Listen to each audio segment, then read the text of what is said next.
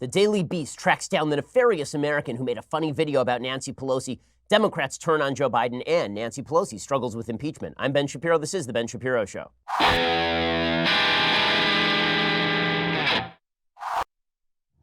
The media really doing yeoman's work over the weekend. I mean, really hard work that nobody wants to do. We'll get to that in just 1 second. First, no one really has time to go to the post office. You're busy. Who's got time for all that traffic, parking, lugging all your mail and packages? It's a real hassle, which is why you need Stamps.com. It's one of the most popular time-saving tools for small businesses. Stamps.com eliminates trips to the post office and saves you time and money with discounts you can't even get at the post office. Stamps.com brings all the amazing services of the U.S. Post Office direct to your computer, which is amazing. Whether you're a small office sending invoices, an online seller shipping out products, even a warehouse sending thousands of packages a day, Stamps.com can handle it all with ease. Simply use your computer to print official U.S. postage 24/7 for any letter, any package, any class of mail, anywhere you want to send it. Once your mail is ready, just hand it to your mail carrier or drop it in the mailbox. It is that simple. With Stamps.com, you get 5 cents off every first-class stamp, up to 40% off priority mail. Not to mention, it's a fraction of the cost of those expensive postage meters. Stamps.com, it's a no-brainer, saving you time and money. No wonder over 700,000 small businesses, including the Daily Wire, already use Stamps.com. Right now, my listeners get a special offer. It includes a 4-week trial plus free postage and a digital scale. No long-term commitment. Just go to Stamps.com, click on the microphone at the top of the homepage, type in Shapiro. That is Stamps.com, enter Shapiro. Okay, so over the weekend, the media proved that they really stand up for the American people. How? By tracking down a rando who made a video about Nancy Pelosi. Now, I've never been a fan of the phrase enemy of the people that President Trump uses about the press. I think it is overwrought. I think that it is a phrase that has Stalinist origins. Stalin himself used to use the phrase in order to make excuses for shooting people. So I don't really believe in use of the phrase the enemy of the people to describe the media. But if the media want to make themselves wildly unpopular, if the media seek to spread the perception that Trump is right about them, all they have to do is keep doing this kind of stuff. So over the weekend, the Daily Beast ran a piece by one Kevin Polson, who himself, by the way, is a convicted felon, I believe, who wrote a piece called "We Found the Guy Behind the Viral Drunk Pelosi Video." Now, this video, you remember, a couple of weeks ago, it came out on the internet, and it was just the apotheosis of evil in today's modern American politics. What was it? It was Nancy Pelosi slowed down a little bit so it looked like she was drunk. Now, as somebody whose words are routinely slowed down so that it sounds like I am drunk in joke videos, all I could do was kind of laugh. This is just the way people act online. Welcome to the world of online politics where people make funny, stupid little videos and then post them. But this was meritorious of a full-scale investigation by the Daily Beast. And it really is reminiscent of the time that Joe Wurzelbacher, the plumber, who was on his driveway when Barack Obama came to visit in 2008 his neighborhood. And then he asked Barack Obama about the debt, and he asked him about spending, and then the media proceeded to uncover every single detail about Joe the plumber. Well, this is sort of the same thing, except that at least Joe the plumber's face was on video. In this particular case, the guy who made the video was just some guy. So what did the media do? The Daily Beast went ahead and discovered everything about him and then published it online. Now, it would be one thing if this guy had turned out to be some sort of Republican political operative, if they'd investigated and it turned out that he was an intern at Senator Mitch McConnell's office or something. But it is not a story that a random person posted a random video that then went viral. The person's identity is really not supremely important. It truly is not. And yet the Daily Beast not only went out there and discovered things about him and then publicized it, which means that this guy's now going to have a tough time getting a job simply for making a funny video about Nancy Pelosi. He's now going to be excoriated by the left-wing media. He's now going to be made persona non grata in his industry, whatever that is. Here is the Daily Beast story. On May 22nd, a Donald Trump superfan and occasional sports blogger from the Bronx named Sean Brooks posted a video clip of Nancy Pelosi on his personal Facebook page. The clip showed Pelosi at her most excitable, stammering during a press conference as she voiced frustration over an abortive infrastructure meeting with the president. Brooks's commentary on the video was succinct. Is Pelosi drunk? 13 minutes later, a Facebook official told the Daily Beast Brooks posted a very different Pelosi video to a Facebook page called Politics Watchdog, one of a series of hyper-partisan news operations Brooks runs, with help, he claims.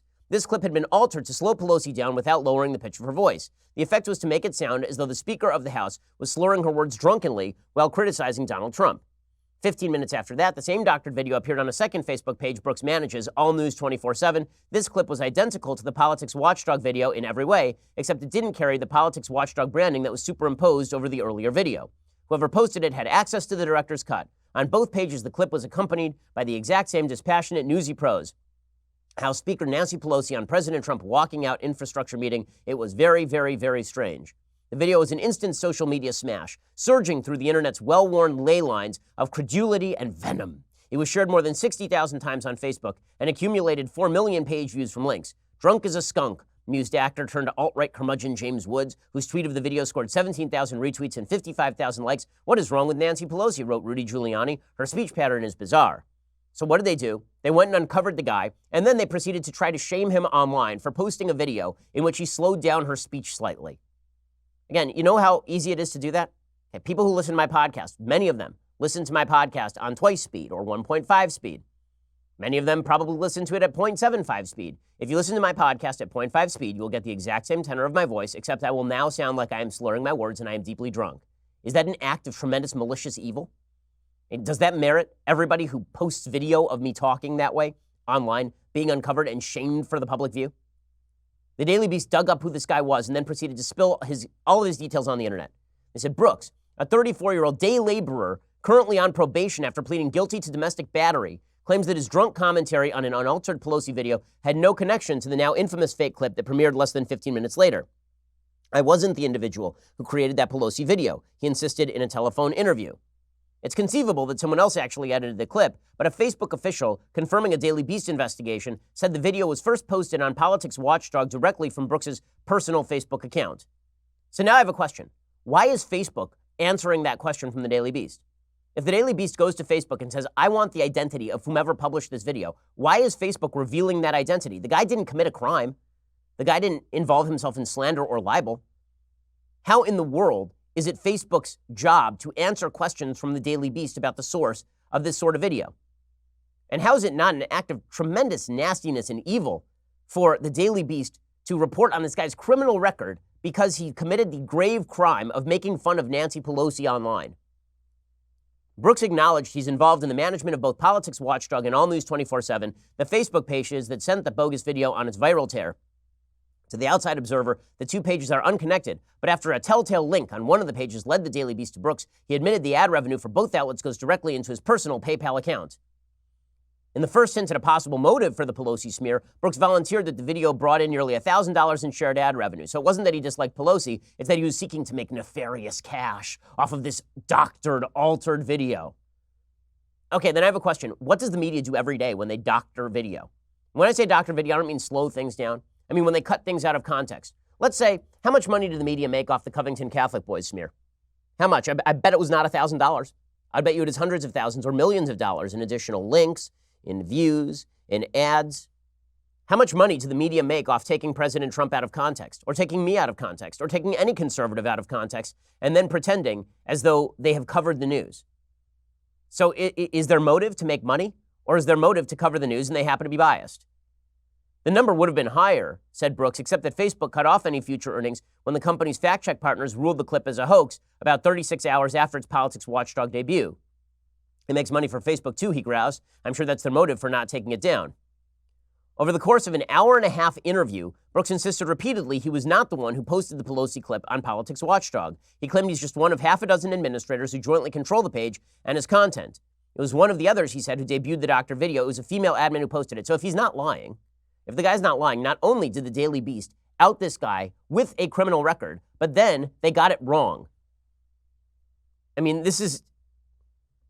I don't know how the media can justify this sort of stuff. A review of Brooks's personal fan page reveals him as an avowed conservative and a proud member of Trump's razor-thin African-American support base. Yeah, there's some solid journalism there. Trump's razor-thin, so that means that he's a weirdo, obviously. I mean, this guy.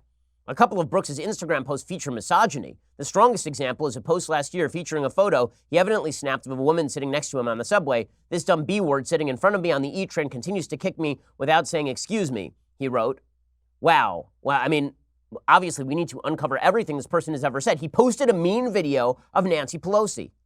This rando published a mean video of Nancy Pelosi, just like hundreds of thousands of other people probably have done or seen. We must out him, and then we must dig through everything he has ever said, and then we must destroy his life. But don't worry, the Daily Beast has you covered as far as his personal likes in football. I kid you not. According to the Daily Beast, he runs other pages as well. An ardent New England Patriots fan, Brooks has a long history of online ventures around athletics, including a Facebook page called Outkick the Sports. Brooks' sparked LinkedIn profile lists him as an analyst at Sports Blogger, a long-shuttered blog platform where Brooks once blogged under his current Twitter screen name, Sports Gurufsir. He says, I'm in New York City, very liberal, people make judgments. I don't want to be linked to a conservative right-winger and be potentially denied services and stuff. People are nasty. You should see some of the messages that are coming in. Weird. I was told by the left that if I quoted Ilhan Omar, that was incitement to violence. If the Daily Beast posts all of this guy's personal details for the grave sin of having published an anonymous video slowed down of Nancy Pelosi seeming drunk, well, then that's not incitement in any way. That's just them covering the news, guys. That is them doing all the news that's fit to print over at the Daily Beast. Brooks said that he became a conservative after seeing firsthand the failure of liberal policies during the Obama era. He said, I've traveled around and seen too many things. I don't like the way things have been run. A key turning point came years ago, he said, when he was working in a warehouse in Queens doing forklift work, loading, unloading, and labeling. He started the job off the books, but eventually became an official hire. Then the managers began supplementing their workforce with undocumented immigrants willing to do the same work for less, he claimed. He said, I was working there 4 or 5 years and I was being paid pretty well. Then suddenly they started bringing these guys in vans through the side door. This was going on for months. Then all of a sudden they told me, we can't pay you anymore. Since then, he's taken up a bunch of temporary jobs and he showed up in California. He crashed at a girlfriend's Riverside apartment for about a month. And then they went and they found the girl and she said, we got into apartments. We got into arguments and fights all the time. He has a lot of issues going on. He has a lot of anger issues. This piece is thousands of words long because a man posted a video of Nancy Pelosi sounding drunk. This is insanity. This is how journalism works in the Trump era? Seriously? And then we're supposed to respect the media? We're supposed to pretend that the media are really doing the hard work of uncovering the truth? This is what they spend their time doing? This is what Noah Shachtman over at the Daily Beast is doing these days? They have some good reporters over at the Daily Beast, by the way. Lachlan Markey is a good reporter over at the Daily Beast. But this guy is not. And the fact that the Daily Beast sees this as its mission is pretty astonishing.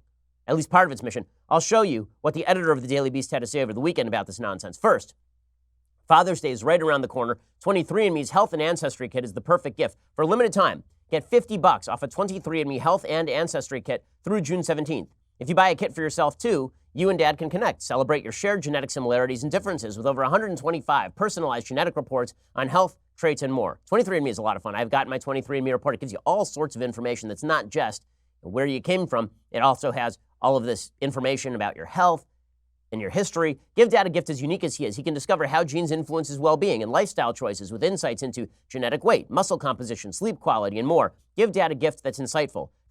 Traits reports give insights into how genetics can affect mosquito bite frequency, motion sickness, fear of heights, and more. Give Dad the gift of discovery. He can explore where his DNA is from out of over 1,000 regions worldwide with the most comprehensive genetic ancestry breakdown on the market. This Father's Day, get $50 off 23andMe's Health and Ancestry Kit at 23andme.com/Shapiro. Find out if you are more Native American than Elizabeth Warren. That's the number 23andme.com/Shapiro. Again, that's 23andme.com/Shapiro. Offer ends June 17th. Go check them out right now. That is 23andme.com/Shapiro. 23andme.com/Shapiro. That offer ends June 17th. All right, so Noah Shachtman over at the Daily Beast appeared on reliable sources on CNN with Brian Stelter.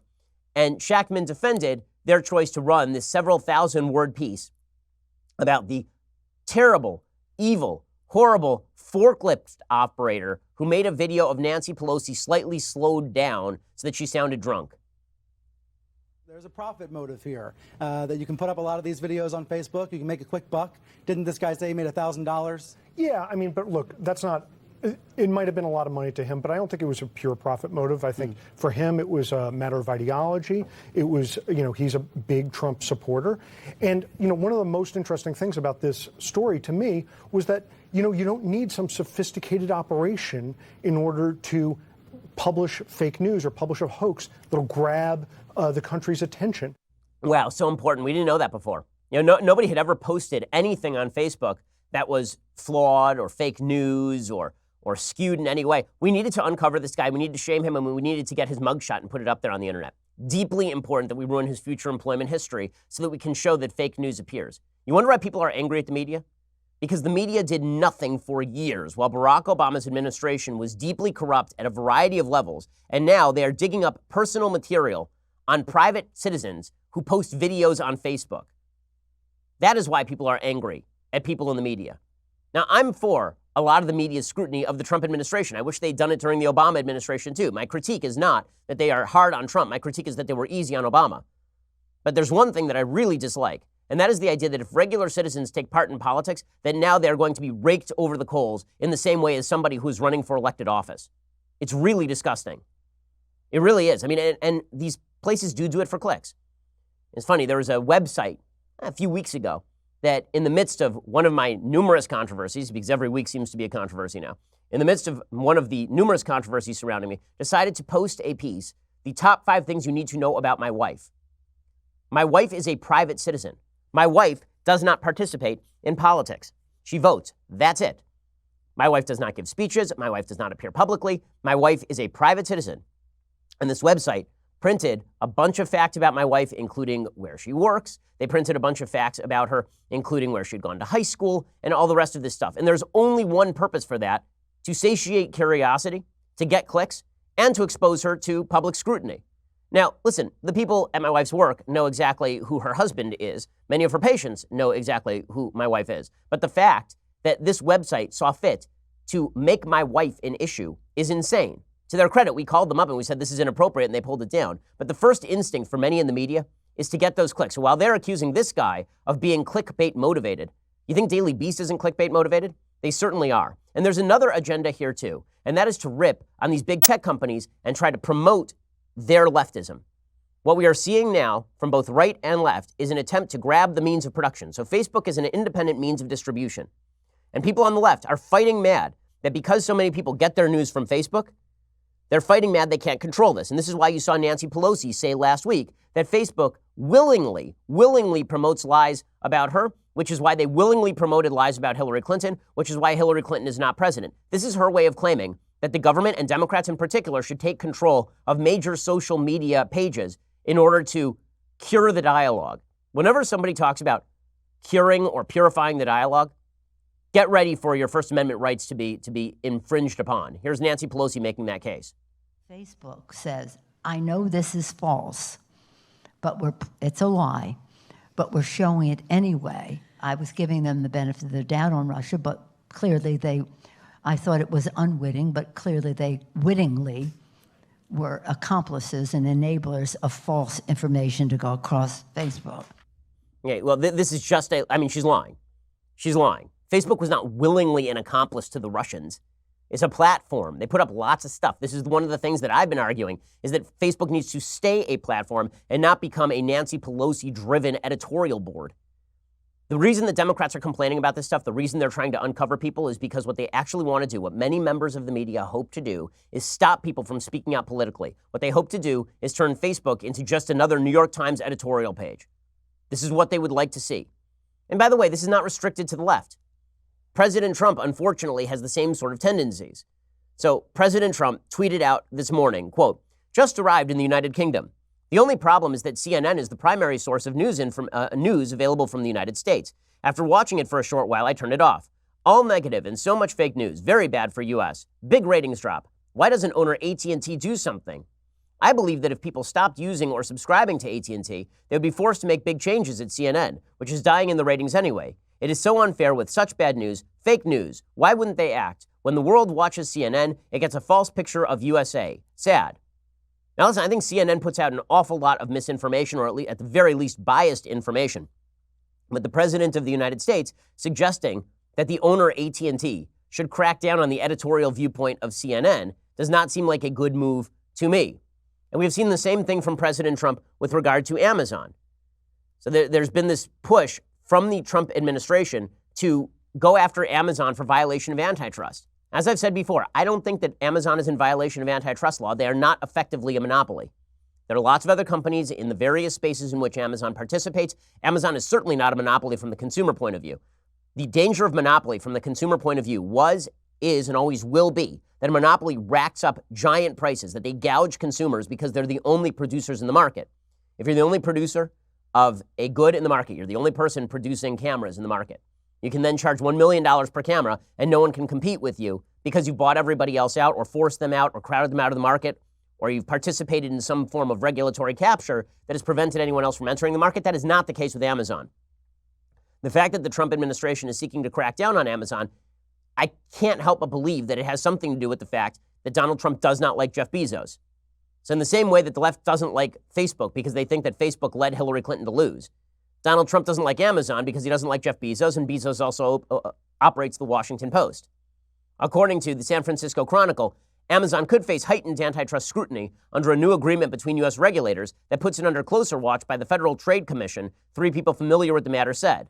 The move is the result of the FTC and the Department of Justice, the U.S. government's leading antitrust enforcement agencies, quietly divvying up competition oversight of two of the country's top tech companies, according to those people who spoke on condition of anonymity. The Justice Department is set to have more jurisdiction over Google, the Washington Post reported on Friday, paving the way for a potential investigation of the search and advertising giant. So they're now looking to put Google under the thumb. They're also looking to put Amazon under the thumb. Very interesting article from the Wall Street Journal today about Google, explaining that while the Justice Department is now looking at Google as a monopoly, Google is losing market share. Here's what the Wall Street Journal reports today. The irony that surely won't register in Washington. The latest crackdown on Google comes just as the internet giant is demonstrating that it is far from invincible. The Justice Department is preparing a new antitrust investigation against Google parent Alphabet Inc. This comes 6 years after a similar probe from the Federal Trade Commission, which resulted in no significant damage to the company that powers more than 90% of the world's internet search activity.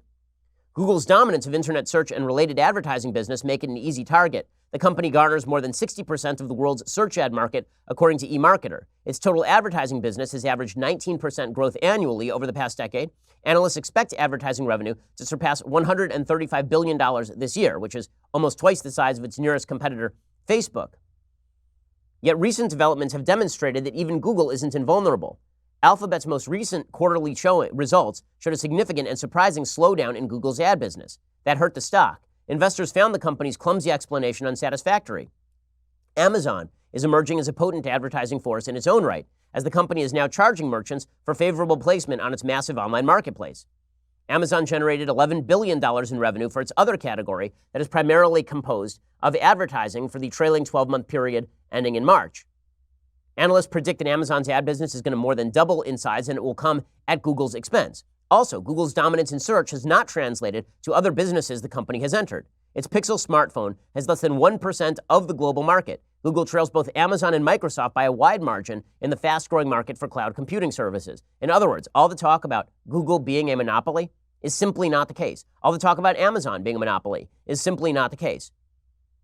Here's the problem. There are a bunch of people at the governmental level and in the media who are very much interested in controlling other folks, controlling other companies. It's bad news. You do not want these folks controlling your life. I would rather have open competition between companies that are run by people with whom I disagree. Companies run by Zuckerberg, companies run by the Eric Schmidts of the world over at Alphabet Inc. I'd rather have that than have it run by regulators, than have it run by members of the government. Because here's the thing, once the government takes control of these companies, do you really trust that the government is going to run these in fair and impartial fashion? If you think that's the case, remember when the government was in the fairness doctrine business and decided that they were going to operate how much conservative content could be put on your radio. I know, for those not old enough to have a radio, this was a thing. And the fact is that the government in control of these businesses is a bad thing, but that's what Democrats want. If Democrats want something, you can fairly certainly predict that Republicans should not want it. The fact that both Republicans and Democrats are now vying for control over major tech companies, I think it's pretty scary and it's fairly un-American. Okay, in a second, we're going to get to the culture war and the 2020 Democratic fight for the nomination. First, let's talk about something we can all agree on, saving money. The reality is, if you're not shopping around, you're probably not saving money. So what if there was a way for somebody to do the shopping around for you? Well, that's exactly what Honey does. Honey is a free tool that you download to your computer's browser. While you shop online, Honey scans the internet for coupon codes and other discounts, then automatically applies the coupon with the biggest savings to your cart at checkout. Just like magic. It takes 0 effort to install, just 2 clicks, you're ready to start saving anytime you shop online. There's really no reason not to use Honey. It's free to use, easy to install on your computer in just 2 clicks. Don't take it from me. Take it from our listeners. Get Honey for free at joinhoney.com/Ben. That is joinhoney.com/Ben. Honey, it's the smart shopping assistant that saves you time and money. I use Honey every time I shop, and it saves me money nearly every time I shop. Whether I am shopping for diapers for my kid or whether I am shopping for anything else.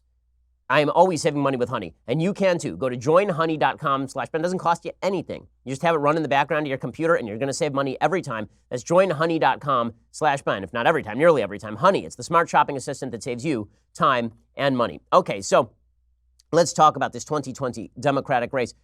The Democrats have to rely on how much President Trump is supposedly hated. Now, there's a new Harvard poll out today that shows President Trump's approval rating up to 48%. If President Trump is at 48% in the approval rating come election 2020, he retains the presidency. It is that simple. If he is anywhere within spitting distance of 50%, he will win. If he is anywhere close to 40%, he will probably lose.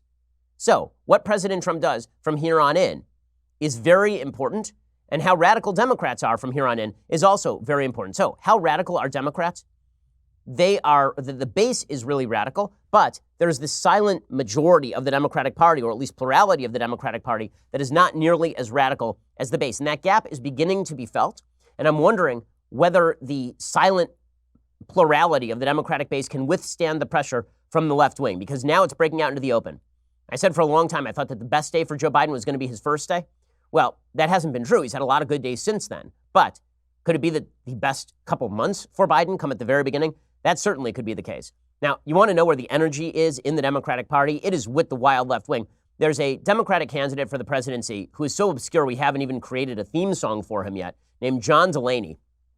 And John Delaney was speaking at the California convention, which is sort of ground zero for the Democratic Party. He's a businessman who is running for president. He was the U.S. representative for Maryland's 6th congressional district from 2013 to 2019. You've never heard of him because he was just a random congressperson. Well, here he was explaining that he is not pro-socialism and getting booed for his trouble. But we need, as Democrats, to build an economy that works. But it's got to be with smart policies.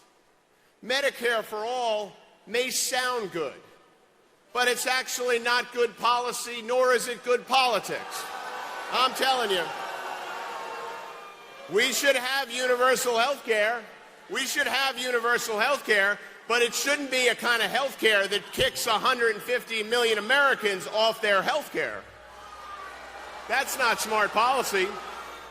Okay, he's getting booed. This is the best moment John Delaney has ever had or will ever have. He should be campaigning on this. If he did, you know how many votes he would get inside the Democratic Party? A hell of a lot more than all of the jokers who are running to the far left of the Democratic Party. But you can see where the energy is in the Democratic Party. The easiest way to see where people think the energy is in the Democratic Party is to follow Kirsten Gillibrand, because Kirsten Gillibrand, basically, she's a pander machine. She's a pander bear. That's all she does. I mean, she changes her positions routinely. She's got her finger in the wind all the time. And so she's constantly taking the position she thinks will be most beneficial to her. When she first ran for Senate in New York, she was fairly pro-gun. She was somewhat pro-life. And now she's switched all of her positions because that's where she believes that the money is in the Democratic Party. That's where she believes the enthusiasm is in the Democratic Party. So here she was over the weekend, Kirsten Gillibrand, the bellwether for the Democratic Party, the weather vane for the Democratic Party, explaining that she is very much in favor of third trimester abortion. Are you saying also then for late term? So I support Roe v. Wade, okay? Roe v. Wade is the settled Supreme Court precedent that decides the entire issue. And so I support Roe v. Wade. I believe it should be codified. It's been law of the land for over 30 years. It should be law of the land. As President of the United States, I will repeal the Hyde Amendment. It's the amendment in law that makes it impossible for low-income women to access the care they need. I will make sure no matter what state you live in, you have access to reproductive care, including abortion services. Okay, there she is defending third trimester abortion. She also attacked Fox News. She understands this is where the enthusiasm is. The Democrats understand the game right now, right? Which is you go on Fox News and you rip into Fox News, which frankly is pretty smart. But they all understand that even treating people on Fox News as though they are human is a bad idea. This is one of the things that I think has driven the right absolutely off its rocker. I mean, driven us mad, is this notion from the left that if I disagree with you, I'm not a human being. Like, I have conversations with people on the left all the time. I'm trying to reach out to people on the left on a regular basis. I really do. I have conversations with folks with whom I disagree on a regular basis. The unwillingness of many on the left to grant the humanity of people who disagree with them is a truly crucial and terrible thing. Here is Kirsten Gillibrand appealing to precisely that instinct by ripping on Fox News. Before President Trump gave his State of the Union, Fox News talked about infanticide. Infanticide doesn't exist. Senator, I just want to say we brought you here for an hour. We have given you, we're treating you very fairly. I understand that maybe to make your credentials with the Democrats who are not appearing on Fox News, you want to attack us. I'm not sure it's frankly very polite when we've invited you to be here. I will do it in a polite way, but it's to her point. Well, I just think, why don't we instead of talking about Fox News, why don't you answer Susan's question? Okay, so she again knows where her bread is buttered, and this is sort of the point. You see the same thing from Kamala Harris, who is pandering to the far left. She says all women have the right to do whatever they want with their own bodies. This is, of course, her speaking at a Planned Parenthood event over the weekend. About our conviction to make sure that every woman has the right to do whatever she chooses to do with her life and her body. So the enthusiasm in the Democratic Party is far to the left. Another example from Kirsten Gillibrand, I do find this amusing. So she just flat out lies about the NRA over the weekend. So there's this terrible shooting in Virginia Beach. It was apparently done by a disgruntled employee. Something like 12 people are killed. And she goes after the NRA hard, does Kirsten Gillibrand. There's only one problem, which I'll explain momentarily. Is there anything you could have done that would have stopped this terrible incident? Yeah, stop being beholden to the NRA like President Trump is. He does President Trump's bidding. Remember, after the shooting in Las Vegas, he said, yeah, we're going to ban the bump stocks. Did he ban the bump stocks? No, because the NRA came crashing down and said, don't you dare do any restrictions on our guns around this country. It is such a false choice. The NRA is lying to the American people. It is not about the Second Amendment. It is about gun sales. It is literally about greed and corruption. Okay, this is such a lie, and it is also indicative of who Kirsten Gillibrand is. Letter from Kirsten Gillibrand, September 19th, 2008, to Chris Cox, Executive Director of the NRA. Dear Chris, thank you again for meeting with me before the August recess. Even though we discussed many of my positions regarding Second Amendment issues, I wanted to provide you with a more full description of my beliefs on this issue. To begin with, I want to be very clear. I always have and always will believe that the correct interpretation of the Second Amendment is that it applies to an individual's right to carry guns and does not apply generally to the National Guard or group of individuals in a state. On the question of outright banning certain firearms for cosmetic features, bullets of a random size, or banning magazines holding an arbitrary number of cartridges, I am adamantly opposed and do not believe that laws should be based on random limits just for the sake of limiting gun ownership and usage. In addition, this development of smart guns that can be fired only by their owner is an intriguing idea, but I'm afraid that mandating such technologies will harm consumers' ability to use their guns in emergency situations. And then she concludes this letter. She says, I appreciate the work that the NRA does to protect gun owners' rights. I look forward to working with you for many years in Congress. Signed, Kirsten Gillibrand, member of Congress.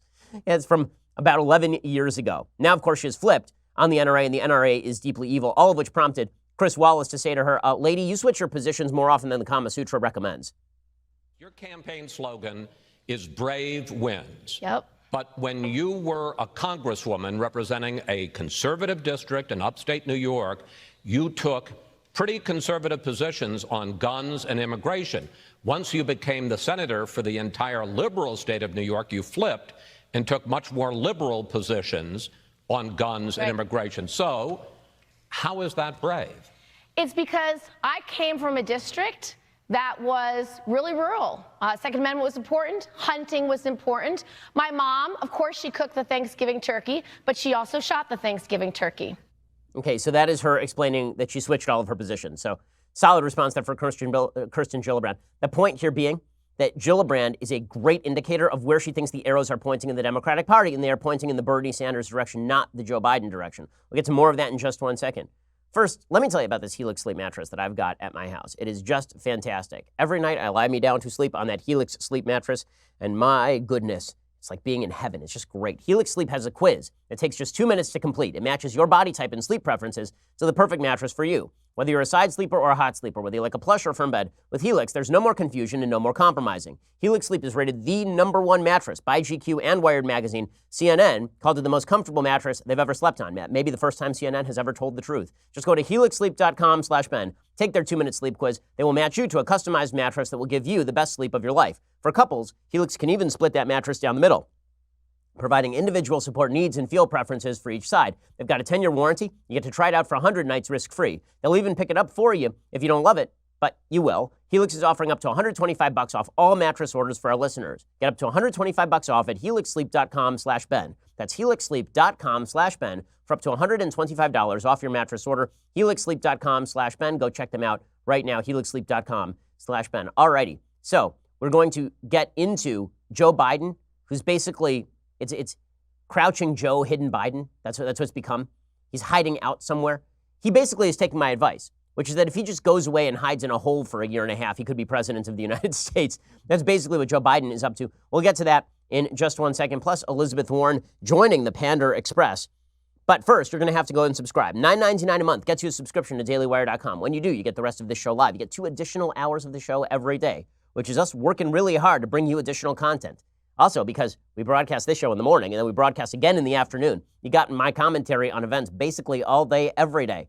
So you get that. Plus, you get the Andrew Klavan Show and the Matt Walsh Show. And if for some reason you're incredibly bored and have nothing better to do, the Michael Knowles Show as well. You get all those things when you subscribe. For $99 a year, you also get this, Leftist Tears Hot or Cold Tumbler. View it. Cast your eyes upon it. Be astonished by its beauty. The Leftist Tears Hot or Cold Tumbler. Go check that out right now. I also want to remind you the importance of you subscribing. When you subscribe, it helps insulate programs like this one from the vicissitudes of the nasty cusses over at places like Media Matters, who are constantly seeking to drive this show into the ground, who are constantly seeking to thought police everyone who disagrees with them. When you subscribe, you become part of the team, and we really do appreciate it. It is you joining up with the conservative movement in a really a serious, real, material way. So please, I'm telling you, I think it's important. Please go subscribe over at dailywire.com and get that annual subscription, become part of the team. We really do appreciate it. We are the largest, fastest growing conservative podcast and radio show in the nation.